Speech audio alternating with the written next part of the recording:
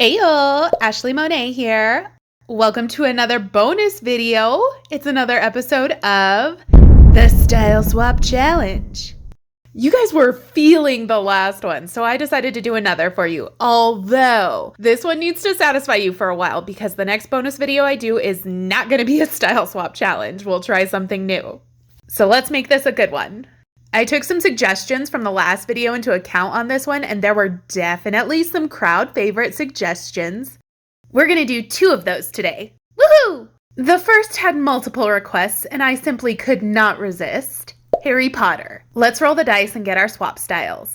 You might notice my boring white background. It's only here to help you see the dice while I roll. They really don't show up well on the black. But I will be switching back to black for the actual art. And one more thing, I've added a new style to the dice. So this is the wild card die, if you recall. And this particular side was originally the famous artwork side, where if I rolled it, I'd recreate the character as a famous piece of art. I can't lie, this seemed a little too complicated, so I scrapped it for something that I thought would be faster and equally fun, a gender swap. So now if I roll this side, I will swap the character's gender either from female to male or male to female. It would be awesome if I get this for Harry Potter. Might as well start with this one and see. Nope, baby. That's cool though, I can work with that.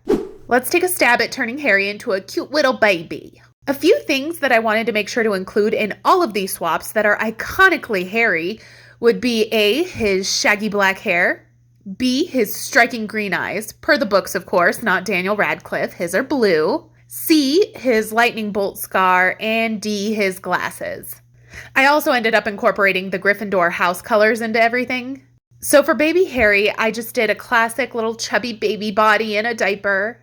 And I really wanted to drive home the small scale of him by giving him some oversized accessories, like a big Gryffindor necktie, the Elder Wand, which looks huge in his baby hand, and his glasses, which he can barely keep on his face.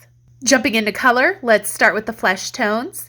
Giving him some sweet baby blushy cheeks and pouty little baby lips. And adding shadows all over to enhance this little guy's like chunk. Let's color the Elder Wand and that jet black hair. Now that Gryffindor tie with the maroon and gold. A couple last minute shadows and some juicy highlights. And I think I'm happy with that. He's so cute. Let's see what we've got next. Moving on to the games and toys category, we've got my choice. Ooh, what to do. I had an idea immediately for My Little Pony, so I decided to roll with that. First, I took to the outline, making sure to give Pony Harry a shaggy mane and tail. He's also going to be wearing glasses, and for his booty tattoo, it was obvious I had to go with the lightning bolt. Now for color, we have the same green eyes. Some black for his mane and tail.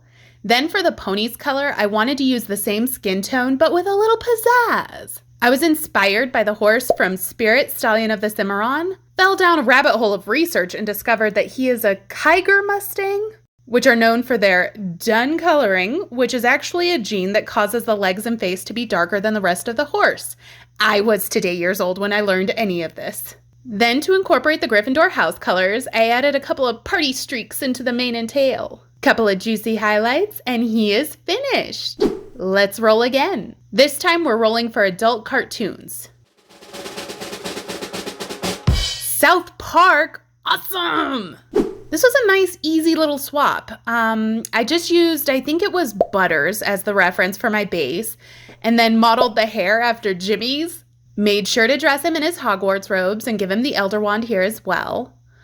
Also, I'm giving all of the swaps kind of a sad expression. Harry was never particularly cheerful. I mean, who could blame him? But yeah, he's kind of a miserable protagonist if you really stop and think about it. The coloring was super simple. Everything in this style is very one-dimensional and flat, so no shading and no highlights. Ugh, I love him. All right, let's see what comes next. Time for the Disney category. And we've got Disney Princess, or Prince in this case. I was starting to stress having enough space on the page for all of my characters since the first 3 were all like short, squatty styles. So I did position this one kind of behind South Park Harry to conserve some space. I felt it obvious that I had to use Prince Eric as my inspiration. I mean, visually, he's pretty spot on. Once again, I put him in his Hogwarts robes, but to change up the use of his house colors with a tie, this time I chose the uniform scarf, and I actually think I like that more. I struggled with the hands and feet on this one. Some parts look a little crazy, but hey, I tried. The coloring was also simple on this one, a little more wiggle room with some highlights, but for the most part, I kept it pretty flat as well. Honestly, I'm not loving this one so much, so let's go ahead and press on. Down to our last style, it's time for kids' cartoons. Peanuts! Having flashbacks to when I blew it on the last one. Perhaps I can redeem myself this time. I learned my lesson about smudging the extra thick black liner, so for my first pass, I will use a fine tip liner, and then once the color is finished, I'll go over everything with a thicker one. I wanted to add something kind of special to this one, so I opted to include Hedwig, Harry's owl. I used Woodstock as a reference and just kind of tweaked some shapes here and there to morph him into more of an owl. Super cute. Since I was digging the scarf in the last one, I chose to do that again for this one. And just like that, it's on to the color. Again, we just stuck to the same color palette we've been using this whole time and kept the colors nice and flat, which is what this style calls for. I will say the colors kind of got blended in the scarf. Oopsie. But once everything was colored in, I got to go in with that thick outline and that just, made it. Originally, I planned to leave the lenses inside his glasses white, but that was giving him this huge-eyed look that didn't really look Peanuts. So I added that skin tone in, and I think that really helped bring it back to the Peanuts style. I love this one. It definitely feels like a redemption. So here are the 5 styles, all finished. Baby, My Little Pony, South Park, Disney Prince, and Peanuts. I love all of them. Honest to God, it's really hard for me to choose a favorite this time around. Maybe South Park and Peanuts? I don't know. Either way, we done good this round. Okay, now this next character I'm going to do was the most requested on the last video. Someone had commented that I should do one of Moriah Elizabeth's original characters, like the famous Fred or perhaps Georgie or even Pickle, to which I responded, love that idea, Fred is my absolute favorite. Then it blew up with people responding, please do Fred. So we're gonna go for it. Whip out another sheet of paper and let's get to rolling and see what our first style shall be. Starting with kids' cartoons, we've got Ed, Edd, and Eddy. All right, I'm not mad at it. So for anyone not familiar, Fred is a squishy Moriah Elizabeth created. He's a bear, but a plant bear in a weathered little terracotta pot. One thing I really wanted to come across in all of the style swaps for Fred was just his meh expression, like he's just over it all of the time. So I started there. Now Ed, Edd, and Eddy has this kind of gritty, grungy vibe to it, so I didn't feel like Fred should have full, lush leaves on his head. So I drew them kind of scraggly and shriveled. I truly debated not including his little colorful puff balls. I would personally prefer him without them, but you know, it's part of who he is. We'll honor that. Now I love the way they draw hands in Ed, Edd, and Eddy, but Fred has no hands. So I decided to draw a pair of hands holding his pot, which of course has to have a few cracks in it. Now let's add some color. Okay, if this is looking a little different now, well, that's because it is. This little dude is actually a redraw.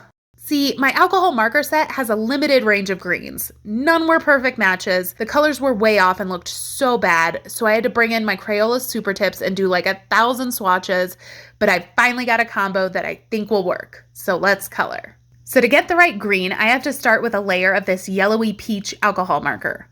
While that dries, I could do the leaves a darker shade of bright green.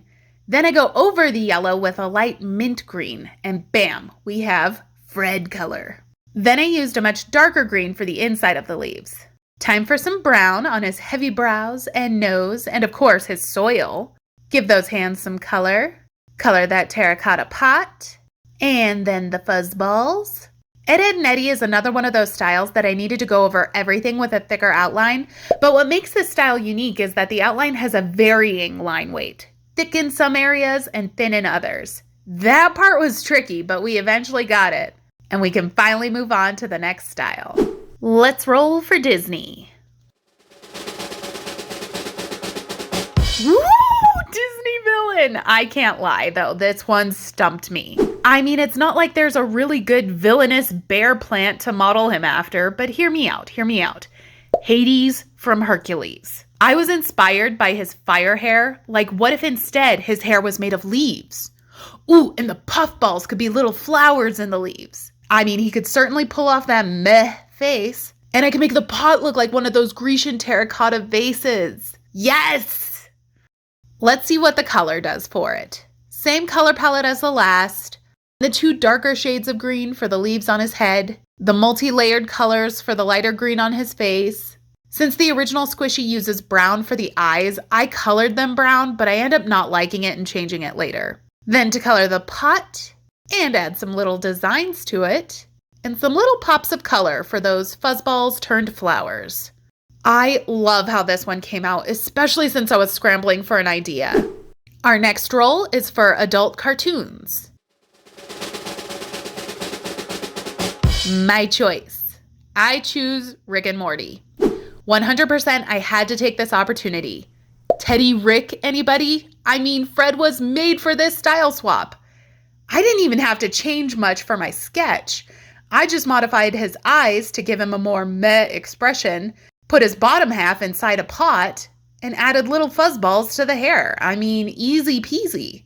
Now, all of the same colors as before. I liked that I was able to make the hair leaves look a lot more like Fred's true leaves with the little dark line in the center.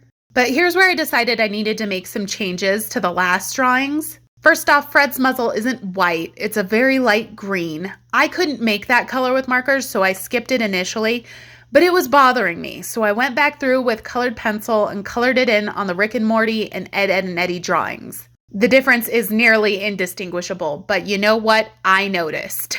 Also, I changed the eye color on the Hades-inspired Fred to be white to match the other two. Okay, moving forward, the next role is for games and toys. Five Nights at Freddy's. Okay, let's give it a go.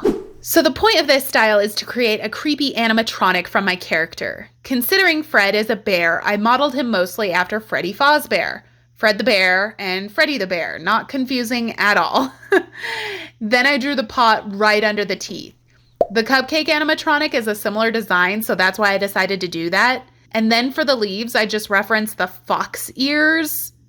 And voila, we have our line work. Now for color, this one required a bit more than the others. I started with the same base colors across the board, but the goal of this one was to create a very 3D appearance. So for most of the areas, I used a second darker color to kind of create some shadows, then went in with colored pencils to add some deep, deep shading all over. Now shadows are one thing, but to truly make an image look three-dimensional, you need highlights. If you thought I was gonna forget the Juicy Highlight song again, nay, just saving it for something good. Juicy Highlight time.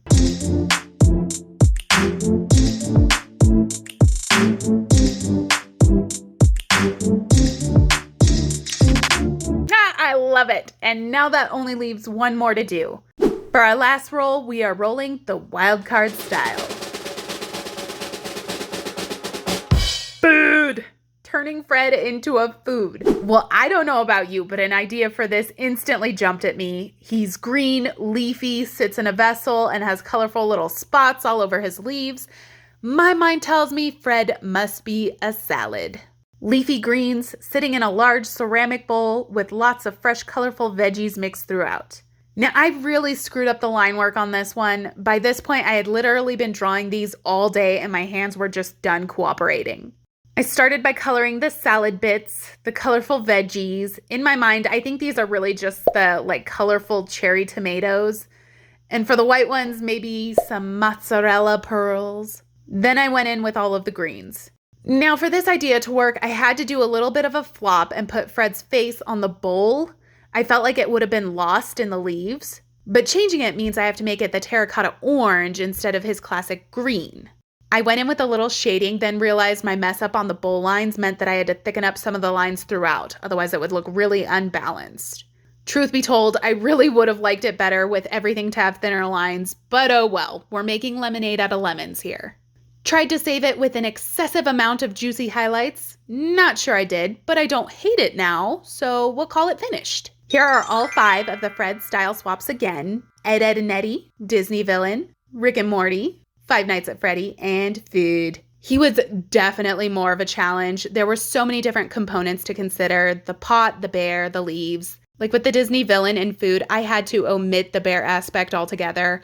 But overall, I'm happy with all of these. I think my favorites are the Disney and the Ed, Edd, and Eddy. Thank you all so much for watching me do another one of these fun challenges. Until next time, goodbye.